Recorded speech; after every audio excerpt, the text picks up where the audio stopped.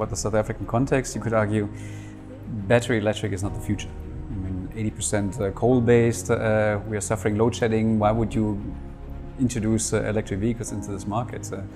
And I believe it's exactly because of these challenges that where the opportunity arises. Robert Cisek was the chairman and managing director at Volkswagen Group South Africa. He has now moved to a bigger and better position at Volkswagen Group in Germany. 2/3 of our manufacturing output is exported, meaning the industry is exported to Europe.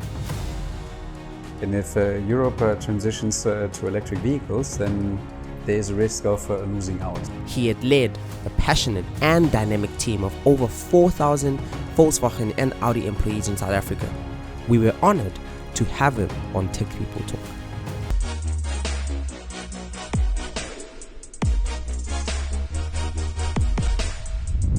You've spent just over 2 years now in South Africa, and I know you've obviously been involved in the African story, specifically with VW and expansion into different areas in Africa. How do you think, or do you think that there's an opportunity for, let's call it this big word, digitisation in Africa, to actually bring efficiencies, maybe potentially to skip automation and to adopt digitisation, cloud-based maintenance, predictive, whatever. Do you think there's an opportunity? Definitely.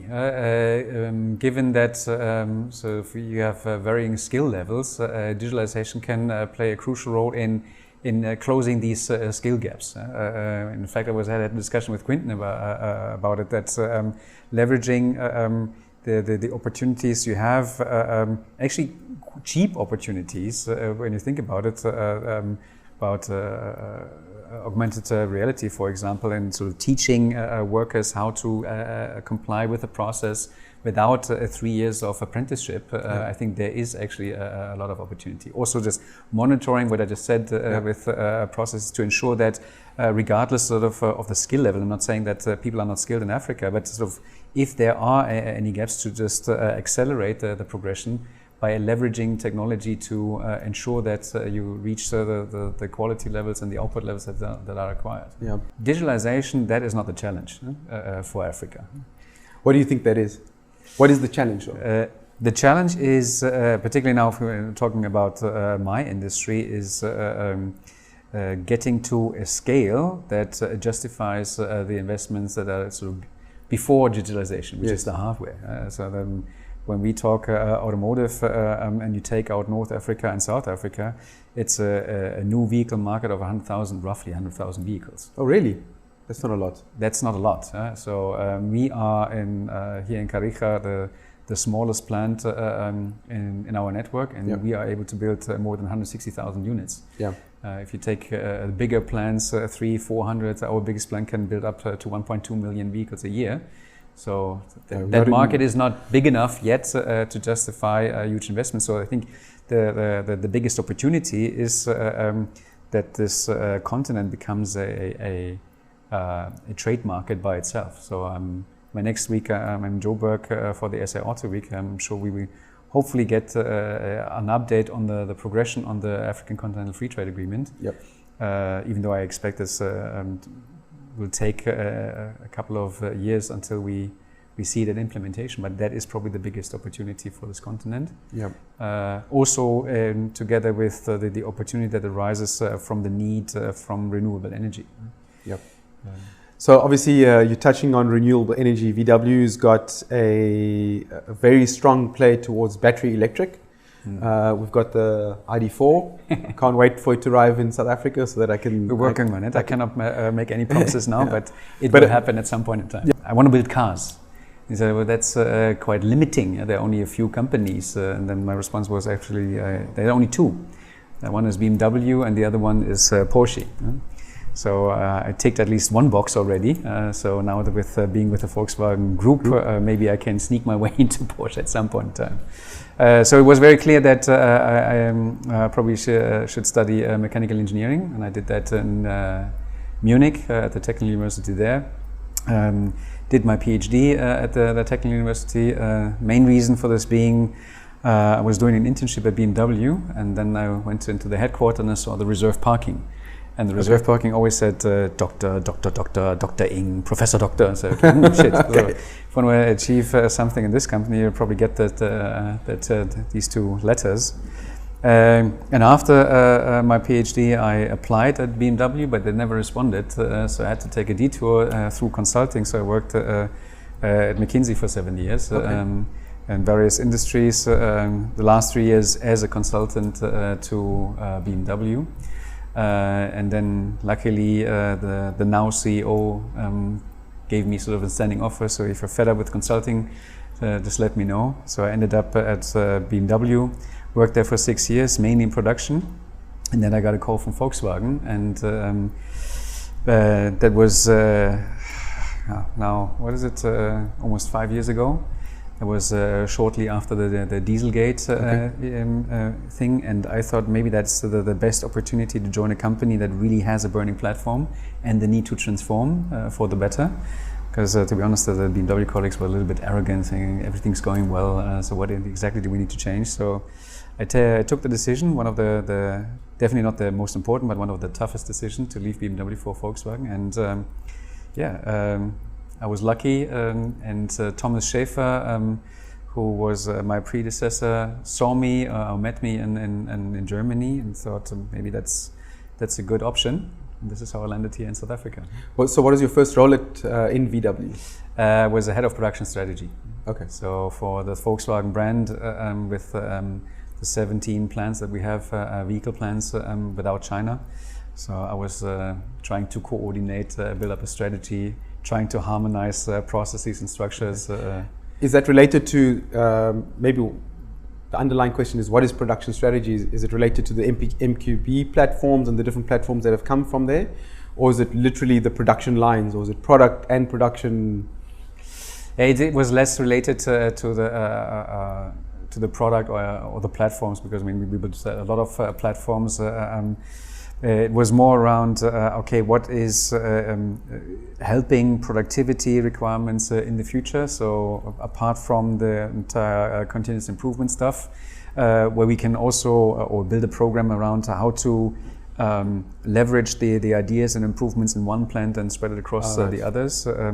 The other topic is, of course, how can industrial automation or Industry 4.0 help us, and what are the digitalization use cases, predictive maintenance, predictive quality, all of that, to bring us on sort of the next level of the S-curve. Okay. And so that was your initial role? That was my initial role. That was some time ago, right? Yeah, like 5 years ago. Yeah, okay. So that was the start of the whole digitization. I guess it was going on for a while, but it became kind of mainstream. I take it, digitization, cloud services, that kind of stuff. Or were you already deep into it long before that? I mean, I think we all experimented with some kind of digitalization. I mean, that's also a big word. And if you try to specify what does it actually mean, particularly in production, where I think that the opportunities are probably very big. I mean, you of course can gain efficiency also in administrative areas, a lot of opportunity by data analytics also in sales, so to find out what the customer really wants, what is he willing to pay for. But in production is quite straightforward, with increasing OEEs, improving quality levels, and with the amount of data. So the strategic aspect, apart from just collecting different use cases, was how do we get also from an architectural point to the next level. So we have the digital production platform where we partner with AWS and Siemens to create that platform that allows us to swiftly implement use cases, to roll them out across the network quickly, to leverage the data globally. But it takes a while. I mean, first of all, it's a big investment, and whenever it comes to big investments, you need to convince the people. And then at the beginning, the benefits are rather marginal. Everybody's dreaming about predictive use cases, but it takes a while for the machine to learn, if you want. But it's exciting. And when I was still at BMW, I was heading the press shop in Dingolfing, one of the biggest press shops, with 15 production lines, and a young colleague, sort of a young middle manager that was heading the carbon fiber production there. So a completely new process, completely new technology. He managed to achieve 0 ppm without any quality gates, just through monitoring the sort of the quality driving parameters of his production process and identifying what is the right process window per parameter and defining that scope, and then just based on that selecting, okay, this is going to be a good part, and this is that should not go into production. And so he proved back then already, so it's now 7 years ago, that it's possible. Listen to the data. Listen to the data. And it's, I mean, at the end, once you have understood the process, actually doing something meaningful with data is the easy part. But if you really ask yourself, okay, what is driving quality? Or what is driving the availability of the machine? What are the parameters? So parameterizing the process, that's the critical part. 100%. So there's obviously a big drive from the VW side with battery electric. There's lots of talk about hydrogen as a big opportunity for longer range vehicles. And there's maybe some a hybrid strategy, the typical hybrid car. What's your opinion on what we should do? Well, discussion that I'm also having with colleagues also back in Germany. I mean, when we now think about the South African context, you could argue battery electric is not the future. I mean, 80% coal-based, we are suffering load shedding. Why would you introduce electric vehicles into this market? And I believe it's exactly because of these challenges that where the opportunity arises. If you look where that 90% of the charging is done at home, and a lot of people that can actually afford a nice vehicle like that are thinking about getting off the grid with solar panel installations, an inverter solution. The business case improves by adding another off-taker of that green energy by adding a vehicle. You're not paying for fuel anymore, or at least a lot less, because again, 90% of the charging is done at home for free. The maintenance costs are lower, and we are in discussions with the South African government if we should not also embrace that opportunity through incentive schemes that we see across the globe. But that's sort of the automotive opportunity. At the same time, this opens up opportunities in the sort of auxiliary business around it. So if I want to make this work, and also from an environmental perspective, I need to get renewable energy. So I can start at my home, residential solutions. We need to increase the share of renewable energy. Also in terms of job creation, I think the government issued that in a study themselves in this REAP, renewable energy integrated power producer. You know what I'm talking about. But I think I read the numbers. There was more than 10,000 jobs could be created through that. So the installation, maintenance, and operation of solar infrastructure. So I guess that is another reason why we need to get. And the third one is, I mean, to be honest, I don't believe in green hydrogen, at least not for passenger cars in the next 10 to 15 years. However, there is going to be a huge market for green ammonia, green hydrogen, and it will be generated here in South Africa / Africa. When we talk about renewable energy, I mean, there's a huge demand for this, and it's unlikely that everything is going to happen, for example, in Europe, because I mean, the boundary conditions are not as good. When we compare how do you say that? So the solar conversion rate, South Africa is better than the south of Spain, which is probably the best region in Europe. And particularly here in the Nelson Mandela Bay Metro with the wind, it's the perfect combination. So I guess there are some boundary conditions that are actually conducive for the electric mobility age. Were you alluding to using obviously our wind and solar to generate hydrogen, or just to generate electricity? First, I mean electricity, but I say that the needs for sort of green products like hydrogen or ammonia will also increase the investments into the green energy generation. And this will open up other opportunities. But of course, I mean, if you think about the energy conversion now for mobility, it's a bit strange to say, okay, let's take solar and then convert it in a tedious process into hydrogen, and then you end up with less than 10% of energy efficiency in the vehicle. Whereas if you directly charge it, the battery, then you are ending up with more than 70. If I get the numbers right. So why would you? Got it. So it's more like a commodity for probably the process industry that needs this as a way to transport green energy, if you want. Yeah, exactly. The only ways that we know at the moment is a battery or compressed hydrogen. The rest of the stuff, like you say, and the cost to make compressed hydrogen and the losses through a fuel cell are much higher than a battery. One of the statistics that's out there specifically around Europe switching to battery EV in a big way over the next 10 years, 2035, I think a PwC report talks about 58 or 59% switch over from internal combustion to battery electric. What does that mean for our South African automotive industry, where our biggest customer is Europe? And what advice would you give to the right people? So the advice that we as an industry have been tried to give over the last 2 years is that we need to participate, because as you rightly say, 2/3 of our manufacturing output is exported, and meaning the industry is exported to Europe. And if Europe transitions to electric vehicles, then there is a risk of losing out. And I also think that, as I said, it's not just sort of to continue to participate in the global production network.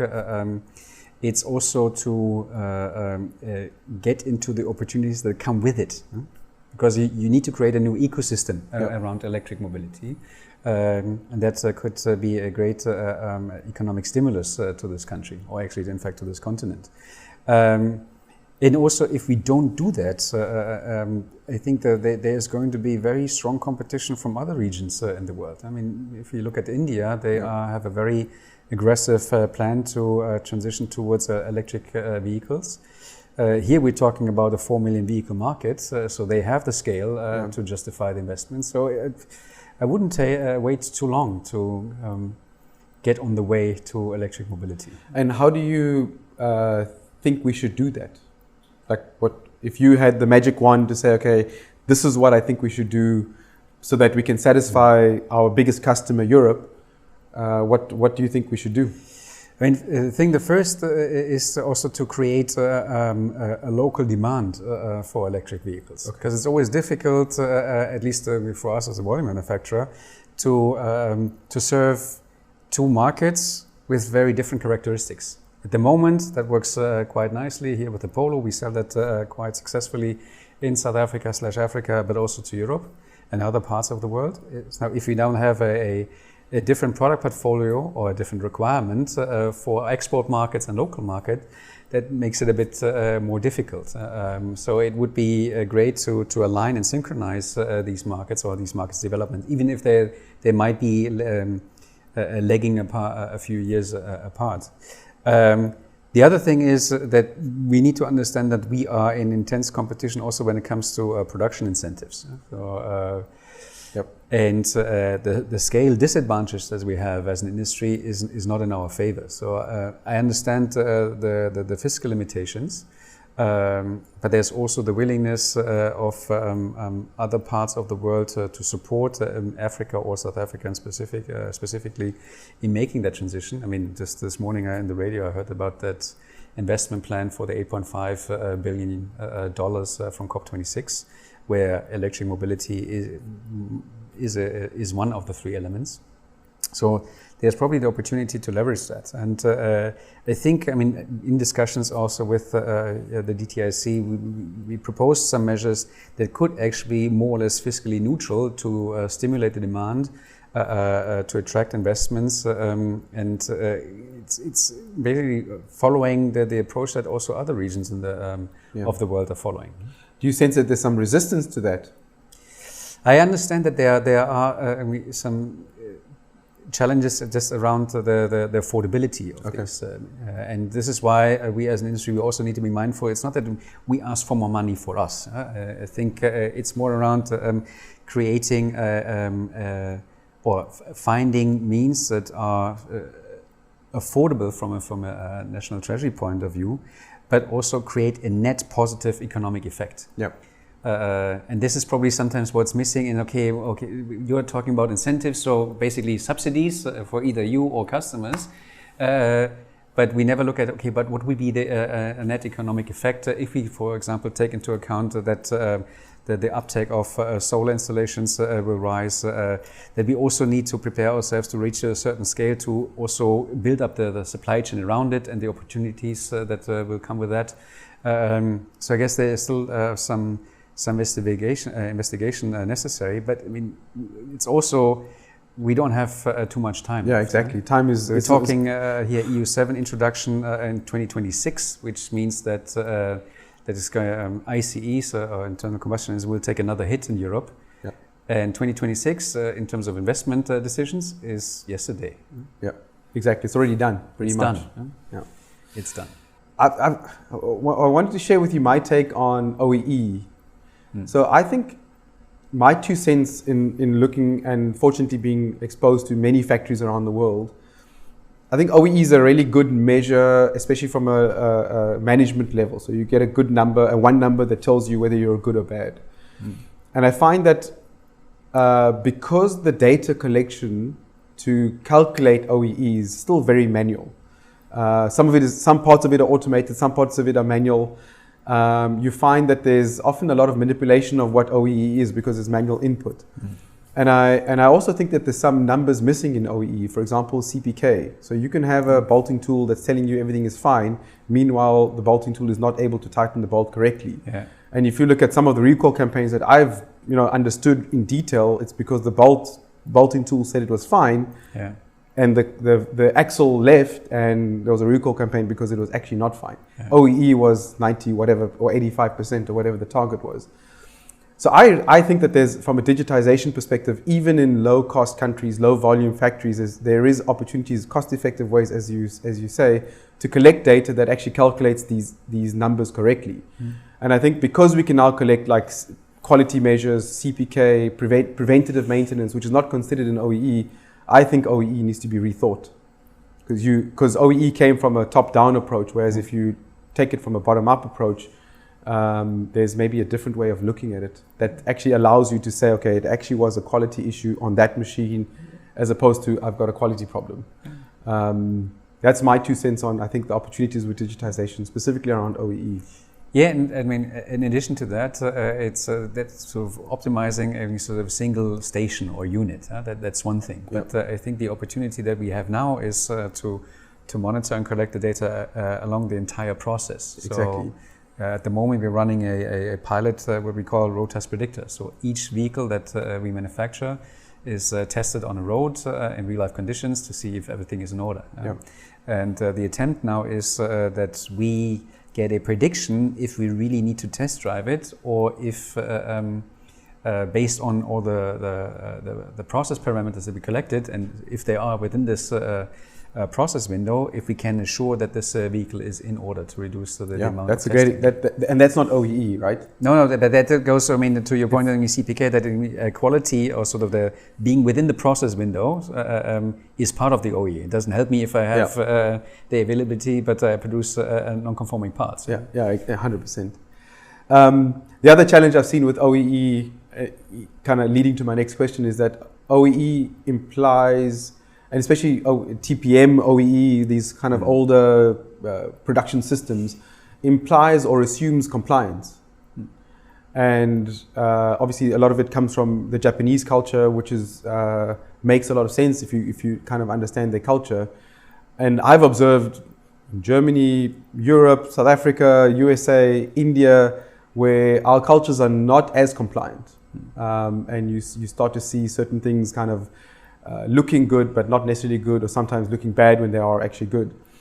From your experience working in a global space, what do you think let's maybe from a South African perspective, the cultural differences are between South Africa and Germany, and then maybe some of the other experiences you've had from a cultural difference. And if you're a business person working in different cultures, how would you handle these different statements? Because in South Africa, when now, right? Yeah. Just now it means something very different from a German perspective. Yeah. That is now a dangerous zone, because I don't want to offend everyone. But I mean, probably I should also say, I mean, I'm half Indonesian, so probably that's everything is calibrated, so not as the arrogant German talking. So if I, from my work experience in I should probably distinguish between Japan or China and then Southeast Asia, like Indonesia. If you look at our Chinese plants, I mean, if you set up process standards, process guidelines, people would adhere. Yep. And you can tell just from the way people exit the plant. So in China, they would be in pairs behind each other, very controlled, using the pavement. If you look at our plant in Carija, the people are just very different, walking right? on the street and chatting to each other. And it's this, so China, this is the rule, people would stick to the rule and comply with it. Germany, you give them, okay, this is the rule, and say, yeah, but the rule is not the right one, so we tweak it a minute, now this is our rule. And here in South Africa, okay, this is the process, and I say, okay, that's interesting, let's use it as a guideline. Exactly. And I think that's the differences in culture, right? How you handle a factory in South Africa versus the US or China has to be very different. From a leadership perspective, how do you handle these different cultural situations? I mean, probably, I mean, that was a bit exaggerated and joking, because I mean, if I just literally 2 weeks ago I worked together with our associates on the line, and because people at the end also have then the VW gene in them, so their commitment and their feeling of responsibility is at least on par. Yeah. In fact, here my co-worker Kaya, because he was told to teach me how to do the process, and he never really allowed me to do a full cycle because he wasn't trusting my capabilities. Okay. I guess I need to make sure that this vehicle is in order. So okay, you just do a small part, but I make sure that. Okay. So but that is a good thing, showing that there's a lot of identification and responsibility. So I think that there is no gap to bridge. It's probably a little bit in the tonality that's different. And I experience that also when I talk to my other German colleagues, where you can be a bit more direct. In South African, for South African, sometimes I come across as a little bit blunt. So it's, I guess, this just a tonality thing that you need to adjust. At the end, in the business environment, particularly also in the production environment, it's, I mean, there are KPIs you need to deliver. There is no real difference. Yeah. Probably what you're referring to with that sense of, particularly Japan, this Kaizen culture, also sharing failures, not failures, but issues very openly, and online. So I pull the line and stop everything. It's apart from a culture thing, it's also how we implement this production system.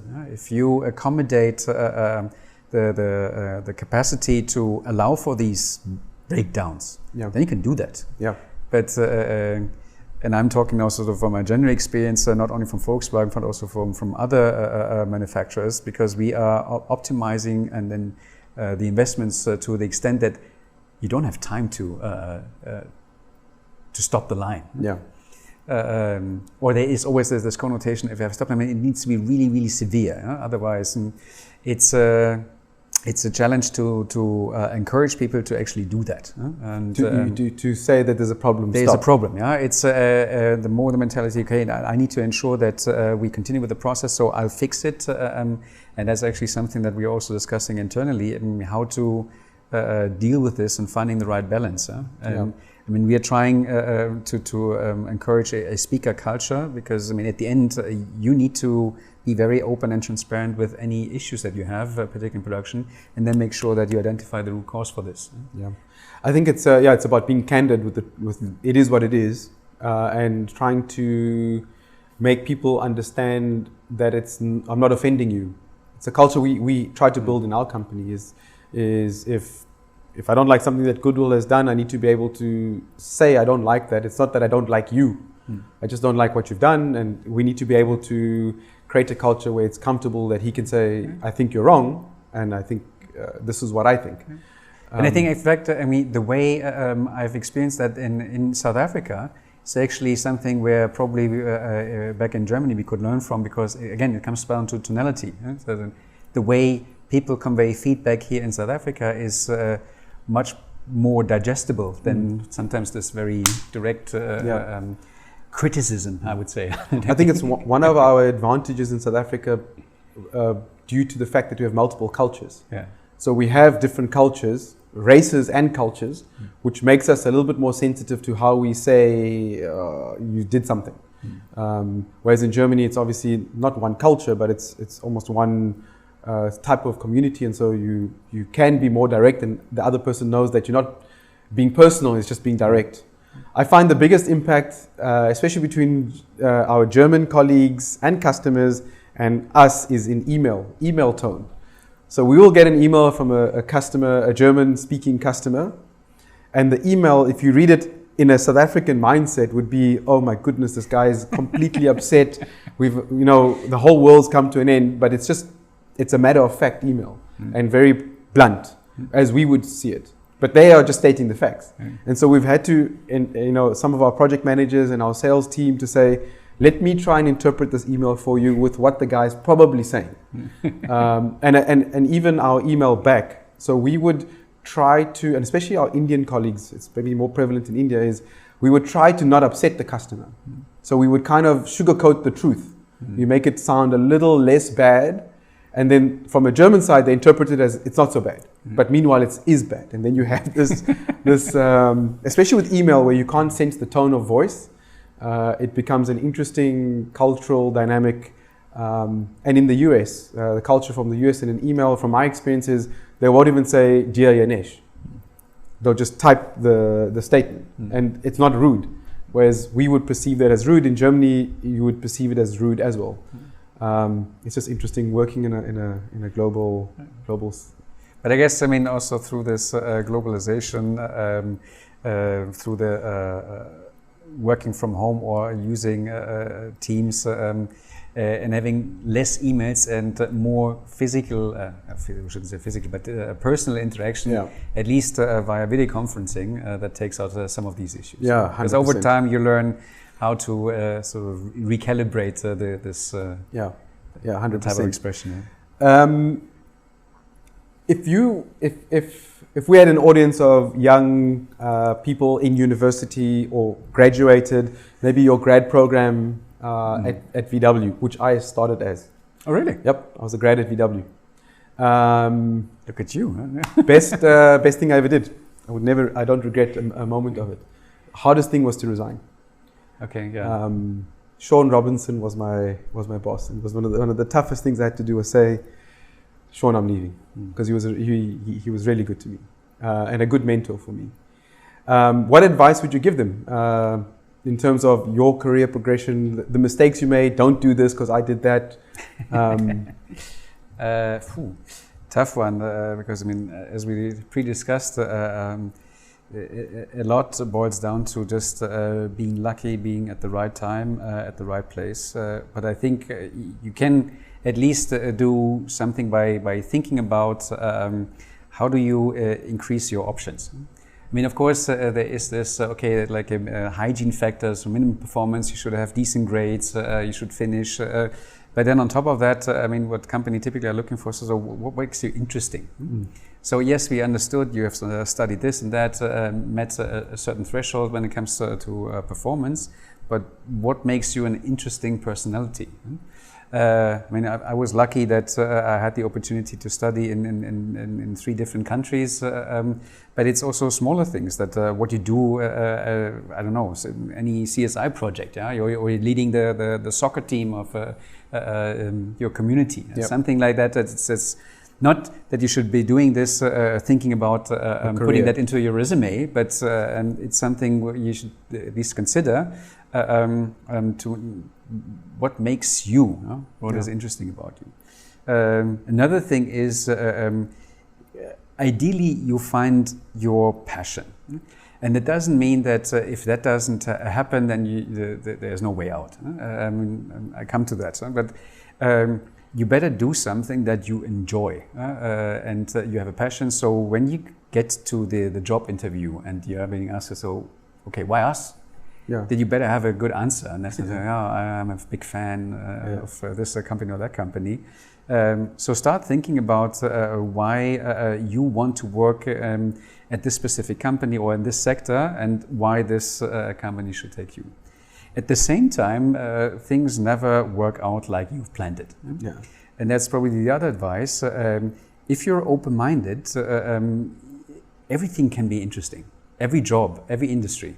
I worked as a consultant at more than 20 companies in areas where I thought, that's probably not the most interesting industry compared to automotive. So something like circuit breakers, low voltage. I think, okay, product life cycles of 20 to 30 years. I mean, but once you get into that, you identify aspects that are very specific to that kind of business and how it works. And after 2 months into the project, it's like that's actually quite fun to work in this industry. So be open and always be humble. That of course, you need to deliver, and that's sort of the prerequisites to further progress. But at the end, it's also a lot of luck. So if you made it, make sure that you're aware that you did your job, but a certain portion of that is probably just. I feel most of my career has been luck, exactly as you say. But I think the one thing I do often tell people is be ready when your luck arrives. Exactly. It's coming. Just be ready, and when the luck arrives, have the guts to take it. Yeah. And also look around. I mean, there's also some advice probably all HR directors will kill me now for. But if I see somebody, a young talent, lots of opportunities ahead, look around. Check your market value. See if this company or this trajectory that this company is offering you is really the right one, or if there are any alternatives. Yeah. Because either you identify, maybe I should be quite thankful because my market value is not as high as I expected. Yeah. Or there's an alternative and you say, that's actually a once-in-a-lifetime opportunity that I want to grab. Or you say, yeah, it's nice, probably more money, but you know what? I feel good here, where I am now. But that takes a lot of the frustration out of your current situation. Because I mean, a lot of people tend to, at least in Germany, not in South Africa, they are more on the complaining side of things. The company could do this, why I do not get this? It has been better in the past. So if you're unhappy, then check if you are really unhappy, or if there are better alternatives. It's almost like you need to do a relative check. If you don't do the check, you immediately you think about the 20% problems you have is 100% of the problems.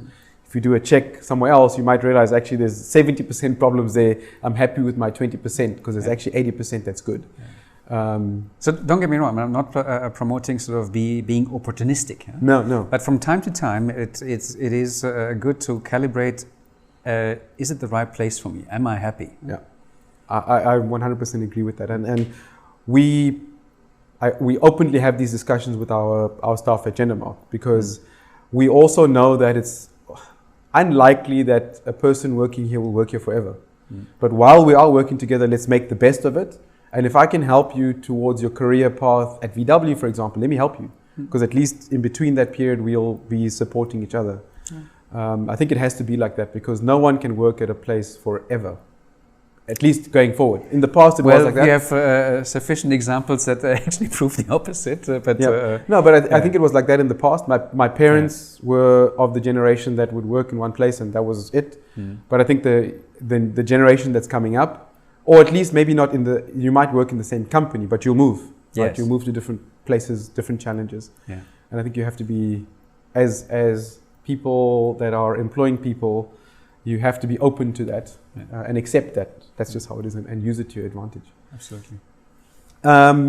I wanted to ask you this earlier. What do you do outside of work? Because you talked about coaching a soccer team, and that just triggered that question, which I forgot to ask earlier. I'm a very boring person. I probably have the same hobbies like everyone else. The first thing is just spending time with family. I travel quite a bit.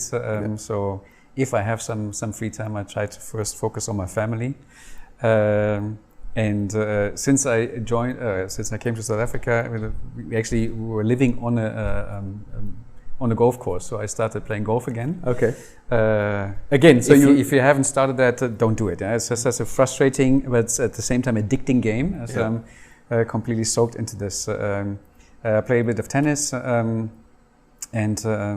typically enjoy just going out for dinner with friends and family. Okay, awesome.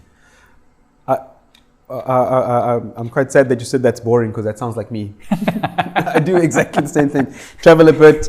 When I'm at home, I try to spend time with family, and I try and swing a golf club. Yeah. And I love going out for dinner with friends and family. Yeah.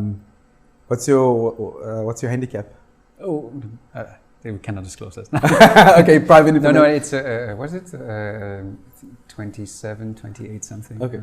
See, this is why I also leave this country incomplete, because if I have 3 years here, then I should definitely achieve below 20. Okay. And I know that is probably an ambition level for South Africans. Thinking, what the hell? I started with 18. Yeah? But for me, that was the goal. Golf is unachievable. Is a terrible game. But the problem is, like you say, it's so frustrating but addictive at the same time. But I found that playing golf is, especially when you're playing with somebody new, you know after like 3 or 4 holes the complete personality. The ups and downs, what happened. This is why I often also play on my own. Yeah? Okay. If you could wish something VW South Africa could achieve in the next couple of years, what would it be? A couple of things. I would love to see VWSA to participate in the industrialization of the African continent. So what we are also together with the other OEMs trying to achieve to build up the automotive market and the industry, including the supply chain across the continent. That would be great if that would provide the continent with the same opportunities that we see happening also in the Southeast Asia. Second thing is it would be nice to see that we tap into the opportunities that we just discussed around renewable energy and making that sustainable mobility transition towards electric mobility. And the third thing, not only for countries and the people are there opportunities when it comes to employment created from the renewable energy transition, but also for us as a company. And in the group we have the PowerCo, and it will be great to see that VWSA also enters that space. That's awesome. The last question, there was one more which I've now forgotten. But anyway, what would you? Goodwill always asks this question. What would you like your legacy to be? One day when you look back.